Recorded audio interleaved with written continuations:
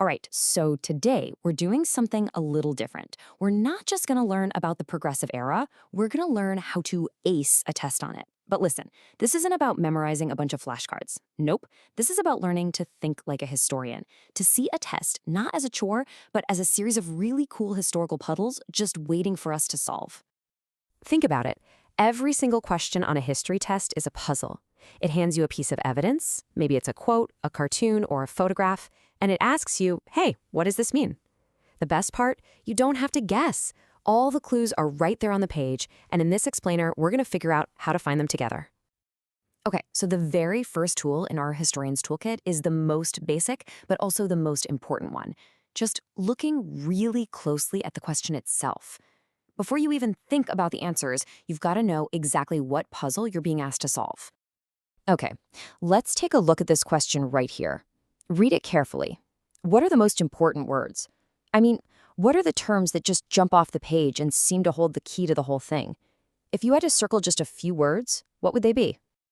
If you zeroed in on initiative, referendum, and recall, you are absolutely on the right track. Those are our key words. But just as important is that little phrase right after, resulted in. That tells us we're looking for a cause and effect relationship. We need to find an answer that describes the outcome, the direct consequence of these three specific things. So, what do these words actually mean? Well, you might not know the perfect dictionary definition for all three, and you know what? That is totally okay. The real key is to understand the category they belong to. Initiative, referendum, and recall are all what we call direct democracy tools. And just like the hint says, their entire purpose was to shift power. So when you're looking at your possible answers, just ask yourself, which one of these describes a direct shift of power to the citizens? All right, let's switch gears and grab our next tool. History isn't just told in words, it's also told in images. Political cartoons and photographs. They're super common puzzles on history tests, so let's learn how to read them like a pro. Okay, take a second and just look at this image. Don't even read the question yet. Just let your eyes soak it in. What's the first thing that jumps out at you? What's the main action? What's the mood here? Who are the characters? So this slide gives us a simple, repeatable game plan for breaking down any political cartoon. First, you've got to identify the symbols. That woman climbing the stairs? She's not just a woman. She represents an entire movement. And those steps? They're not just steps. They represent obstacles. Second, read every single label. The artist put them there for a reason. And finally, put it all together. What is the artist's main point? What are they trying to say about this struggle? The answer to that will point you to the right answer. Now here we have a totally different kind of visual puzzle. This isn't a cartoon with symbols, it's a photo, right? A real snapshot of a real moment in time. So how does our strategy have to change when we're looking at a photo instead of a drawing? With a photograph, the clues are often just hiding in plain sight. You don't have to interpret symbols so much as you just have to, read. Look closely at the signs in the windows, on the building. The text right there in the image tells you everything you need to know about the purpose of this place. The question asks for the best caption, and honestly, the people in the photo have basically written it for you on their banners.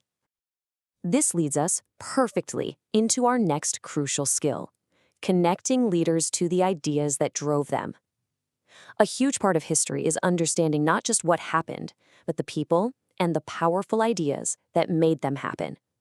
A lot of questions are going to ask you to connect a specific person to their core belief. And this slide right here, this is a perfect example of one of the biggest debates of the entire progressive era. You'll see Booker T. Washington and W.E.B. Du Bois pop up in a few questions. Now, they both wanted progress for African Americans, but they had fundamentally different ideas on how to get there. Washington pushed for a gradual approach, focusing on job skills first. But Du Bois? He demanded immediate and full equality in every part of life, and he helped start the NAACP to fight for it. Seriously, knowing this one core disagreement is like a master key that can unlock several different questions. Okay, so we've decoded text, we've analyzed visuals, we've connected leaders to ideas. Now let's look at the actual process of change. When a test asks how a major change, like say getting the right to vote, actually happened, it's really asking about the official legal mechanics of government.